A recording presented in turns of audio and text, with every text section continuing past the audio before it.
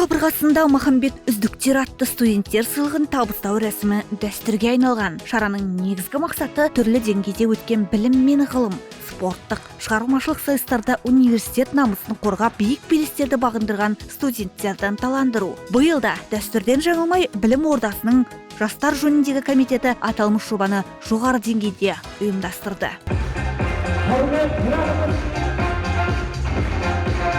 Үздіктердің басын қосқан шараны алдымен университет басшысы Серғалиев Нұрлан Хабиболлаұлы ашып берді. Кейін өз атынан бір топ белсенді жасқа құрмет грамотасын табыстады. Дәл осы күні үздік жас ғалым, үздік жас талант, үздік пікірсайысшы, үздік волонтер сынды аталымдар бойынша үздіктер анықталып марапатталды. Барлық номинация жеңімпаздары университет мәртебесін көтеріп жүрген жандар. Ал шежірелі тарихы бар Қара шаңырақтың 2022 жылғы үздік студенті болып Қабекен Жұпархан Нұрболат қызы танылды.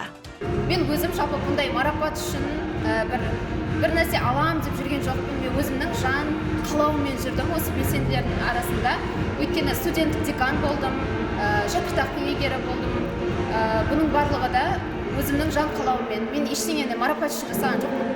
Сондықтан да бірінші курстарға да айтарым осы, белгілі бір маған бір нәрсе береді, немесе марапат аламын деген сияқты тек қана соны ғана мақсат етпеңіздер. Шын жүректен, махаббатпен жасаған әрбір істің нәтижесі болады деймін.